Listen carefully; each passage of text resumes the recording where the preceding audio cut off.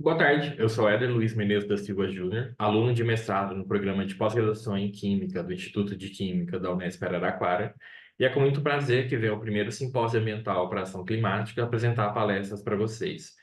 Da fotocatálise heterogênea, uma solução sustentável para reduzir os impactos ambientais da indústria têxtil no Brasil. Bom, primeiramente eu queria dar um panorama da indústria têxtil no Brasil e mostrar a importância da economia. A indústria têxtil brasileira é a quinta maior indústria têxtil do mundo. Só em 2021 obteve 1,06 bilhão de dólares em lucro em exportações e um faturamento total de 190 bilhões de dólares. São 24,6 unidades produtivas formais no país todo, gerando trabalho para mais de 1,34 milhão de pessoas e trabalhos indiretos também para mais de 8 milhões de pessoas. Os seus polos industriais, elas são encontrados em todo o território nacional, mas tem uma concentração na região sudeste. E os setores envolvidos são de algodão e fibra, que é a matéria-prima mais utilizada desse setor industrial, as fibras sintéticas, os produtos têxteis, que são os fios, os tecidos, as malhas, que tem a maior produção é consumida internamente no próprio país, e os setores de confecção, como os varejos. Uma indústria desse tamanho, desse porte também, vai causar um impacto ambiental muito grande. Por quê? A produção de lixo da indústria têxtil é de 175 mil toneladas só no Brasil. E além desse acúmulo de lixo, a gente tem a contaminação no solo, a gente tem emissões de poluentes atmosféricos, porque a indústria têxtil é muito dependente de combustíveis fósseis, mas o pior tipo de poluição, de impacto causado pela indústria têxtil. Há um consumo excessivo dos recursos hídricos na indústria têxtil. Cerca de 20% de desperdício global de água é atribuído apenas para a indústria têxtil. E a indústria da moda, ela só perde no desperdício de água para a indústria para a agricultura, para a agricultura. E com as fibras sintéticas, esse problema também recai na quantidade exorbitante de microplásticos liberados nos oceanos. Cerca de mais de 500 mil de toneladas de microplásticos são liberados todo ano nos oceanos. Então, os tratamentos dos efluentes têxteis, é uma obrigação para todas as indústrias nesse setor. Por quê? O lançamento inadequado dos efluentes pode causar poluição química, que é quando a gente descarta o efluente com produtos químicos como corantes, produtos de limpeza, desengordurante, metais pesados. E a presença desses produtos químicos pode causar uma toxicidade direta aos organismos aquáticos e uma acumulação na cadeia alimentar, além de problemas adversos na saúde humana. A gente também tem a poluição biológica, que é quando encontra-se matéria orgânica biodegradável proveniente das fibras naturais, como lã e algodão, e a presença de uma alta carga orgânica nos efluentes pode levar ao aumento da demanda bioquímica e da demanda química de oxigênio. E o que isso acarreta? Isso acarreta na diminuição da concentração de oxigênio dissolvido na água. E isso afeta negativamente a fauna e a flora daquele lugar. E também pode causar a eutrofização, que é um processo resultante do enriquecimento dos corpos d'água com nutrientes. Esses nutrientes eles podem ser provenientes dos detergentes jogados e também até dos fertilizantes utilizados no cultivo das fibras naturais. E o excesso de nutrientes promove o crescimento descontrolado de algas e de plantas aquáticas. Isso pode gerar alterações no ecossistema aquático ali. Os métodos de tratamentos tradicionais são métodos amplamente utilizados na remoção de contaminantes antes da deliberação deles no meio ambiente. Eles podem ser classificados em físicos, químicos e biológicos. No tratamento físico, a gente tem a sedimentação, que é a remoção dos sólidos suspenso através de decantação, e filtração, que é a passagem do efluente através de filtros de areia, de carvão, ou membranas para remoção de sólidos finos e particulados. A gente também tem o tratamento químico, que é a coagulação e a floculação, onde há uma adição de agentes floculantes coagulantes para se formarem flocos de partículas que possam ser removidos através da saída de compostos orgânicos, diminuindo aquela demanda química de oxigênio.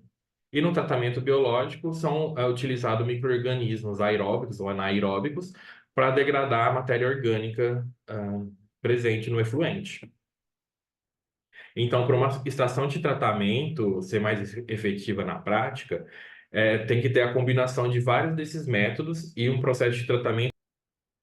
Aqui tem uma foto mostrando uma estação de tratamento de efluente têxtil da Rio Vivo, em que se utiliza a combinação da oxidação biológica e da oxidação química para o tratamento de efluentes. Os processos oxidativos avançados são os processos de oxidação química mais comumente empregados para a degradação de poluentes orgânicos presentes na água.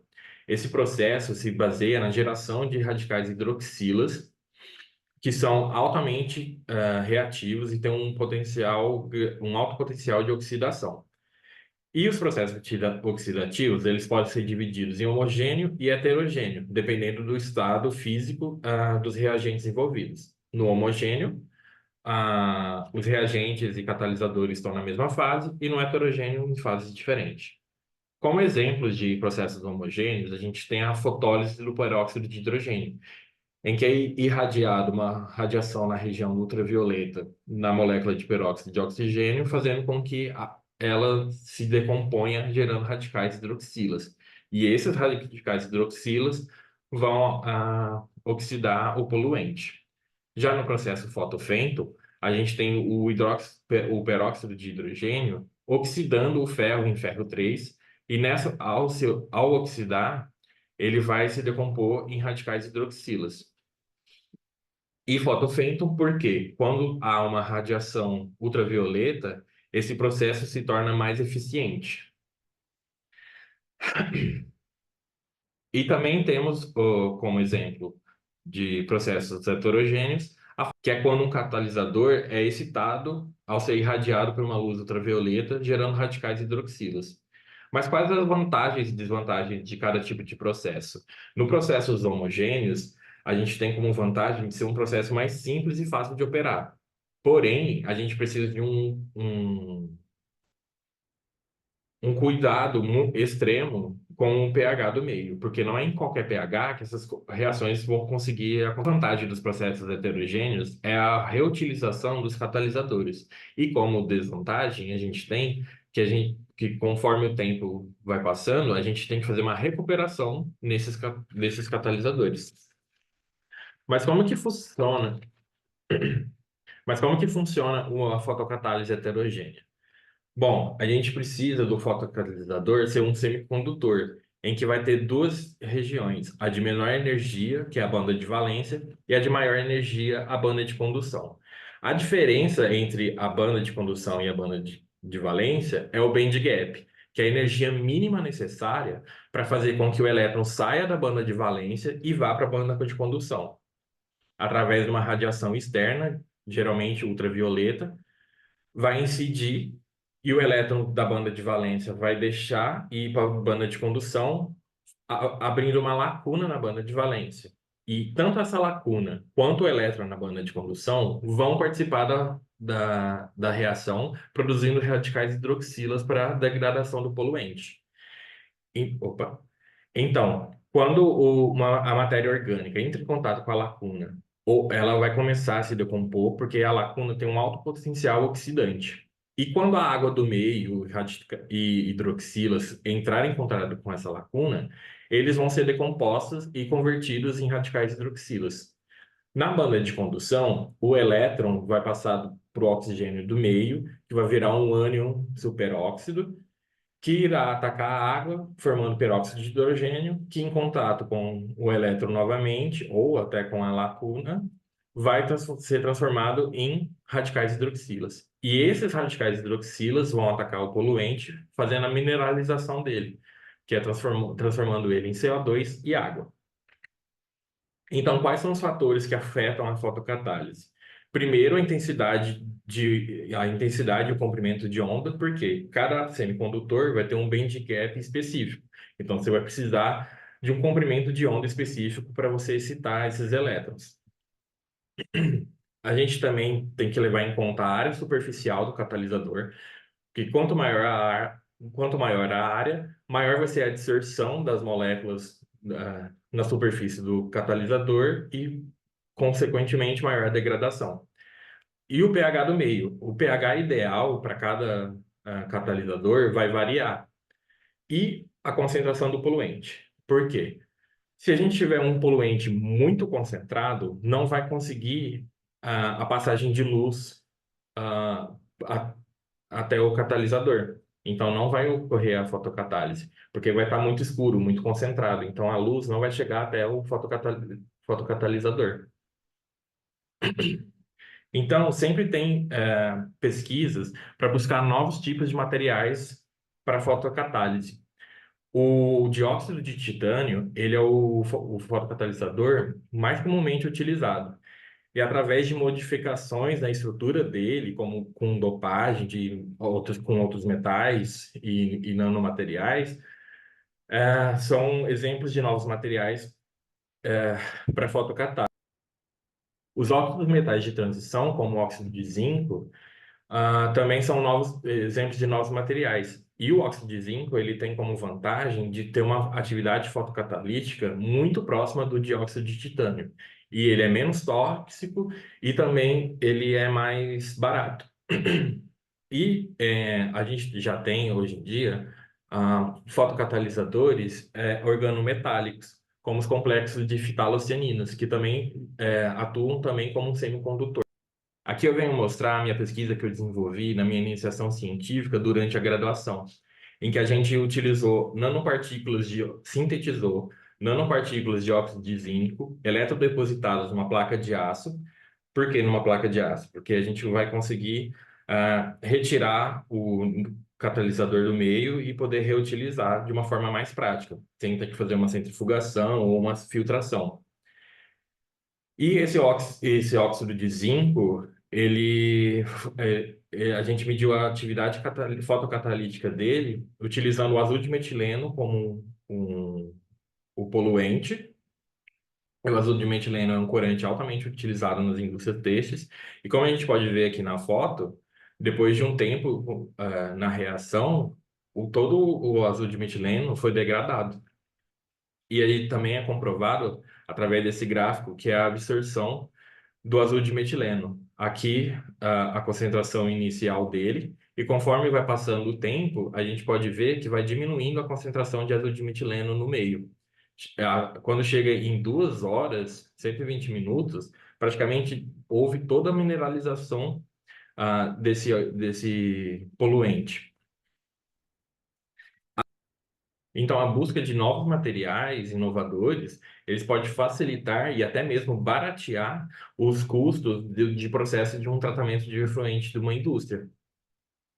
E esses processos de tratamento de água são importantes também para que a gente atinja metas globais de desenvolvimento sustentável, como a ODS, que é um compromisso global com a sustentabilidade, em que se estabelece 17 objetivos de desenvolvimento sustentável que todos os países devem se adequar e cumprir até 2030. Dentre as 17 ODS, a ODS 6 trata especificamente sobre a água, sobre sobre ter água limpa e saneamento assegurados e disponíveis para toda a população mundial. E dentre as metas descritas no DS6, a gente tem melhorar a qualidade da água, reduzir a poluição, aumentar a eficiência do uso dessa água, entre outras metas. E esses objetivos abordam os principais desafios de desenvolvimento para a gente obter um mundo mais verde e habitável. Então, aqui tem algumas ações que o Brasil está promovendo para um futuro sustentável da indústria têxtil brasileira, que é o projeto Têxtil Sustentável do Senai, que ele oferece uma consultoria e treinamento para que as empresas têxteis comece a praticar ações sustentáveis de gestão da água. O programa Polo Têxtil Sustentável do Sebrae, que apoia a implementação de ações sustentáveis em polos têxteis brasileiros. E a gente também tem implementação de programas de monitoramento e controle de qualidade da água, que isso vai assegurar que haja o cumprimento das leis ambientais e que a qualidade da água usada e descartada por essas empresas estejam nos parâmetros estabelecidos. Então, quais são os desafios e perspectivas que a gente precisa? A gente precisa de políticas públicas mais rigorosas para o controle da poluição e também de incentivos fiscais para que as indústrias têxteis possam adotar métodos mais sustentáveis, porque há um alto custo de implementação de novas tecnologias nos tratamentos de efluentes. E por isso também é necessário a pesquisa para o desenvolvimento de novos materiais que sejam mais eficientes. A gente também precisa de uma mudança na cultura organizacional das empresas, priorizando a sustentabilidade nos seus processos. Para isso, a gente precisa de mão de obra qualificada para poder gerenciar esses sistemas de tratamentos e implementar práticas sustentáveis e, principalmente, a conscientização dos consumidores sobre a importância de consumir os produtos têxteis produzidos de forma sustentável.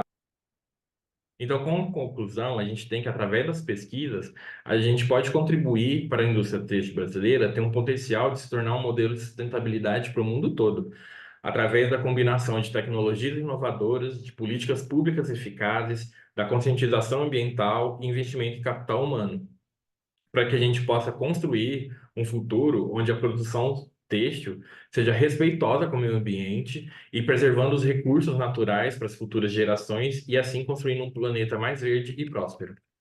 Aqui estão as referências utilizadas e o meu muito obrigado.